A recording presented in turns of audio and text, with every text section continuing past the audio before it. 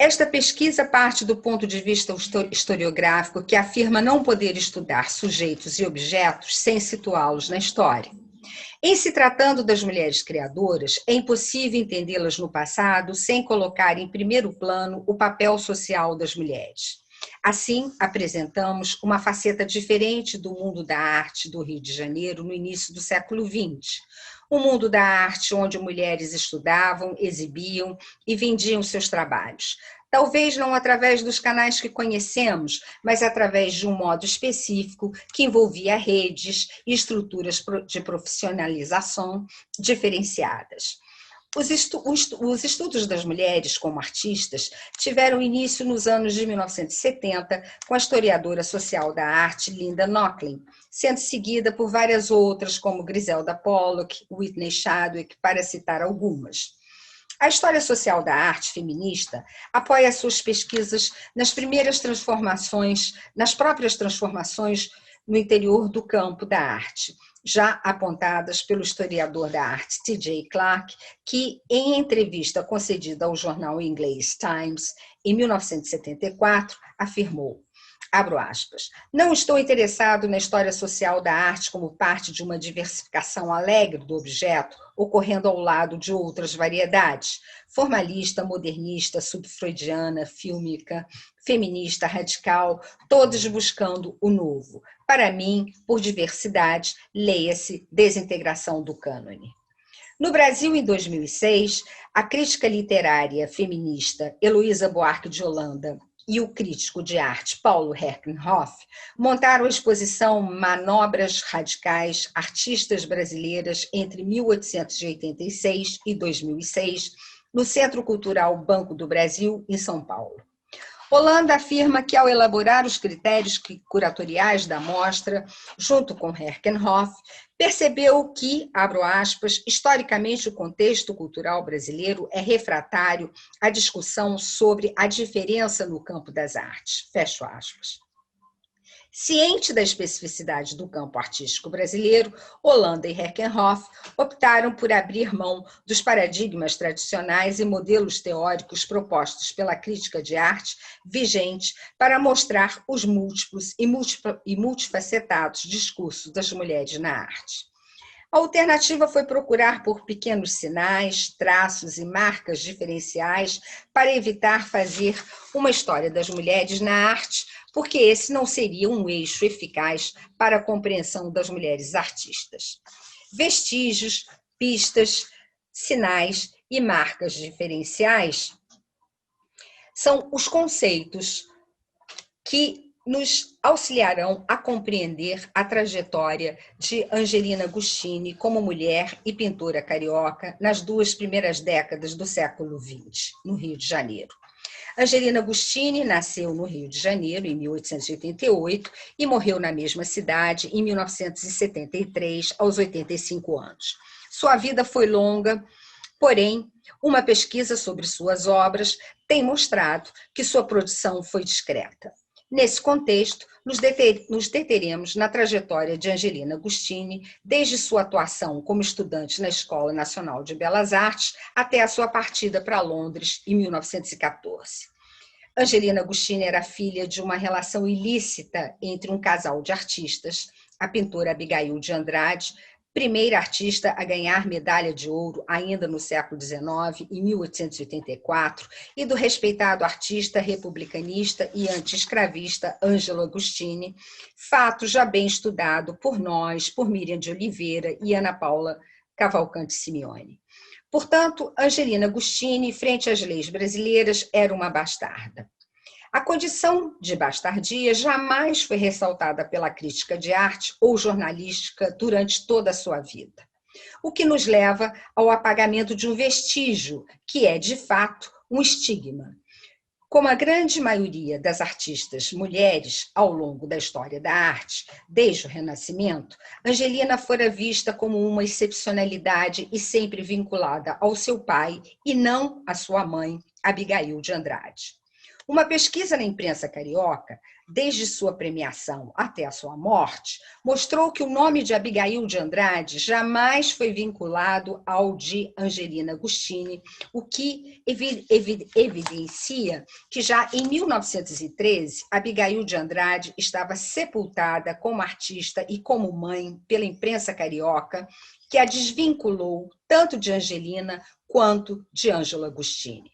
Nossa hipótese é a de que o apagamento de sua condição de bastardia e, portanto, a não vinculação de Angelina à sua mãe estaria, de um lado, relacionada à ousadia de Abigail de Andrade como mulher ao assumir em 1888, uma união que não poderia ser oficializada no civil e no religioso, sendo possivelmente esta transgressão o principal fator a levar ao seu apagamento como mulher e como artista durante mais de um século. E, de outro, foi uma estratégia do campo jornalístico e artístico da época para proteger a imagem de Angelina e a de seu pai.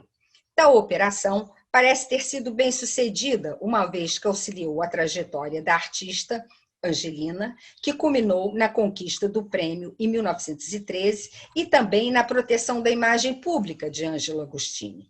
Acreditamos que, por ser filha de Ângelo Agostini, o drama da filiação ilegítima de Angelina certamente foi atenuado.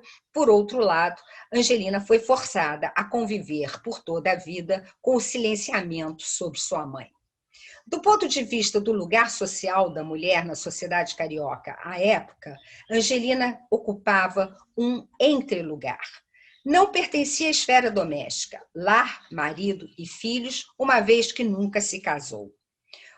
Uma primeira análise sobre estas pistas nos leva a entendê-la como uma mulher atuante no mundo público. Contudo, em uma ampla pesquisa em jornais e revistas entre 1910 e 1914, verificamos que Angelina jamais fora clicada em footing na Avenida Central, participando de salões femininos renomados da época, em bailes, recepções, teatros ou ainda de todo o lazer que a capital federal reformada oferecia às suas populações, especialmente aquelas destinadas ao heterogêneo grand monde carioca da Belle Époque. Angelina era mencionada por esta mesma imprensa em pequenas notas, participando das atividades do mundo artístico de seu tempo, como exposições de arte, como membro fundadora do Centro Artístico Juventas em 1910 e nas exposições anuais dos Salões de Belas Artes, onde expôs entre 1911 e 1913. Longe de ser uma musa das artes e da vida mundana carioca, Angelina era sempre vista em meio de seus colegas artistas, homens e mulheres. Esses elementos nos dão pistas sobre a personalidade de Angelina, posteriormente confirmada por sua sobrinha neta, Laura Alvim, que disse que a tia Angelina foi uma mulher extremamente tímida e reservada. Após a morte de Abigail, Ângelo permaneceu em Paris até 1893, deixando, portanto, Angelina sob os cuidados de uma preceptora alemã e da pintora Diana Dampt, pintora argentina, expositora da AIBA, que se mudou para Paris em fins do século XIX e casou-se com o escultor Art Nouveau Jean Dampt. Jean e Diana tornaram-se amigos íntimos de Abigail e Ângelo, tendo Diana assistido Abigail até a sua morte. Quando criança, em Paris, Angelina fora cercada pelos amigos de seu pai, como podemos ver na fotografia abaixo, na qual Angelina está com 5 anos de idade e posa junto com a mãe dos Bernadelli, à esquerda, sua preceptora, Ângelo Agostini, seu meio-irmão Eduardo Agostini, Félix Bernadelli e Eliseu Visconti, em 1893. O mundo privado de Angelina, desde sua infância, era o mundo da arte. Ao retornar ao Brasil, em 1995, passa a ser criada por sua meia-irmã Laura, então casada com o renomado médico Álvaro Alvim. Em 1914, parte para a Inglaterra para desfrutar o prêmio. Analisando a posição de Angelina no âmbito privado, como uma filha bastarda, vivendo na família da meia-irmã Laura Alvim, filha legítima de Agostini, nos parece um lugar ou posição peculiar, ou um entre-lugar que a posiciona dentro e fora da casa e da família.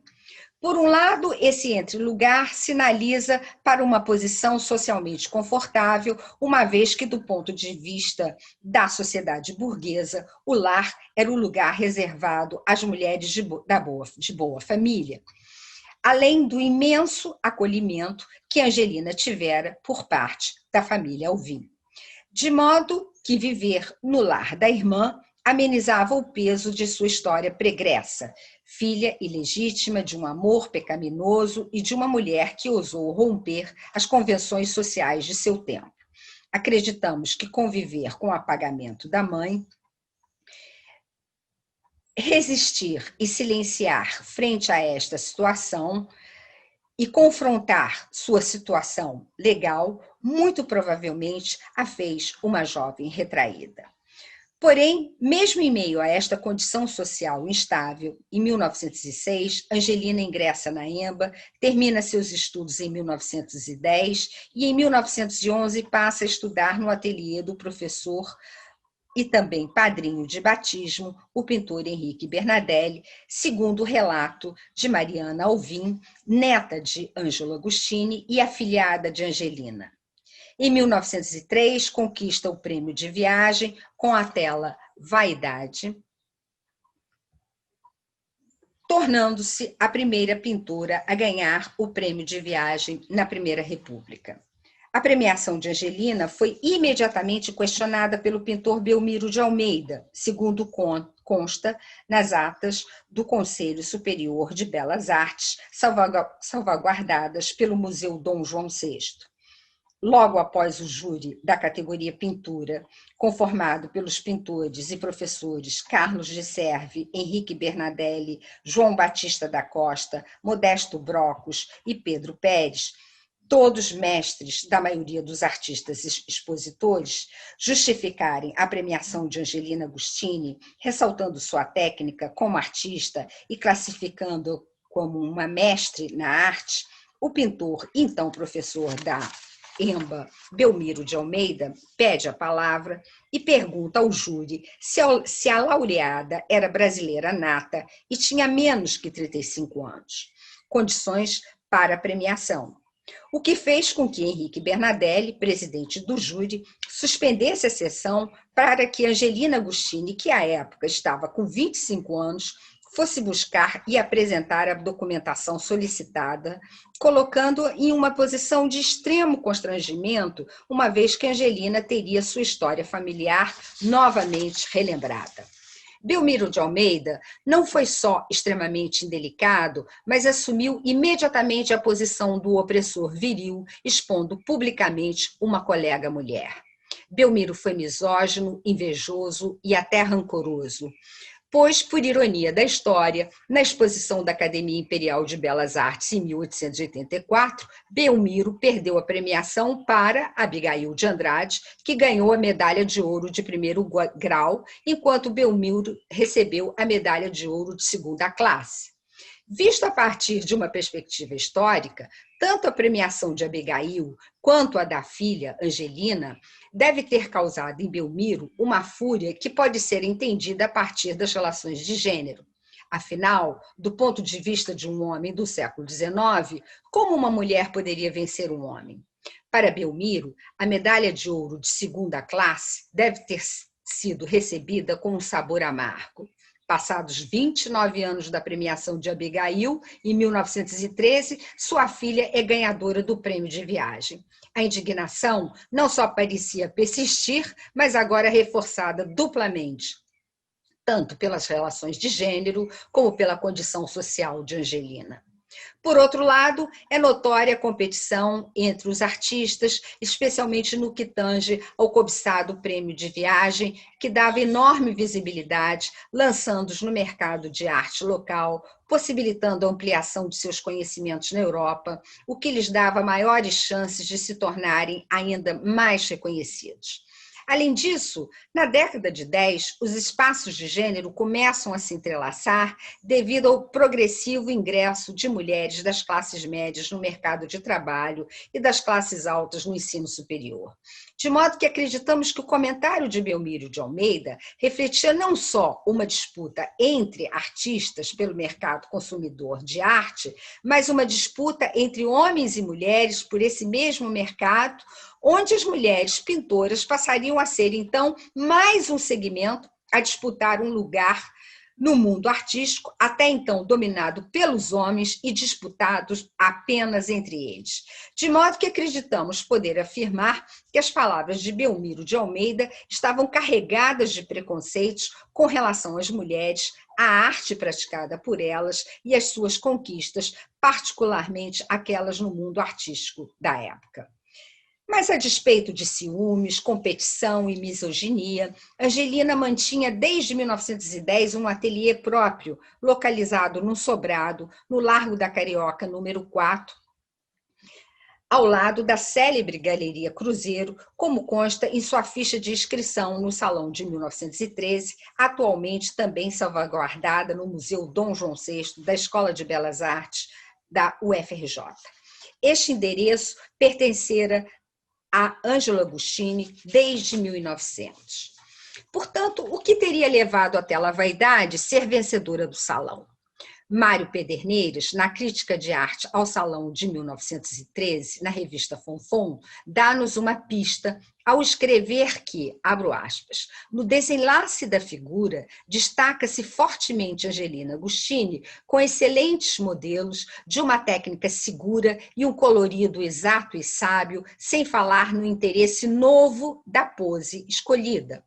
Vaidade é uma tela a óleo e dá a ver ao espectador da época uma liberdade estética maior que a usual, apresentando uma cena própria ao realismo burguês, que seguia o fluxo de transformações na arte acadêmica, iniciadas após a proclamação da República e executada por um universo de pintores conhecidos à época como uma, abro aspas, pleia de moças cheias de sonho, inquieta e arrojada, fecho aspas. A tela nos mostra uma mulher em estado quase narcísico, desnudando-se aos olhos do público. A modelo pode ser a própria artista, se contemplando frente ao espelho, em posição vertical e não horizontal, posição habitual da mulher nos nus femininos executados por artistas homens desde o Renascimento. Ela tem as mãos quase tocando os seios e está em peças íntimas. Seus olhos remetem a um estado quase egóico de contemplação de si, sua beleza e sensualidade, demonstrando o prazer erótico de olhar-se. A mulher em tela é a encarnação do ilícito, os cachos presos por uma flor em tom rosa fúcsia, a tez macia, os olhos indolentes e sensuais e a boca perfeitamente delineada, elementos que se unem à sensualidade das mãos que tocam o corpo e os cabelos. Tais elementos são complementados pela alça da lingerie sensualmente caída, exibindo um jogo entre ocultamento e desvelamento do corpo feminino, tendo ao lado um espartilho. Não há dúvida de que uma cena íntima como essa carrega conotações eróticas. O erotismo na tela, por uma artista mulher, configura claramente o rompimento da moldura, contornos e margens impostas às criações artísticas executadas por mulheres, uma vez que, na tela, a seda alude ao corpo macio, sedoso e ao êxtase sexual, e as roupas íntimas implicam um estado de causalidade erótica. A artista mostrou na composição seu erotismo através de elementos que aludem à sensualidade tátil e à relação da mulher com seu corpo e sua subjetividade. À guisa de conclusão, Angelina Agostini inovou no Salão de 1913 ao apresentar uma mulher que convida o público a um olhar voyeurístico sobre o espaço privado feminino, usando o seu corpo ou o corpo feminino como forma de reivindicar uma narrativa pictórica sobre a sexualidade feminina construída por ela e não pela cultura visual artística dominante. Ao resgatar o corpo feminino da tradição hegemônica, onde estes se constituíam em metáforas universais do desejo masculino, Angelina Agostini individualizou-se pela diferença, ressignificou o olhar, recriando uma representação da mulher que se mostra ao público em sua intimidade.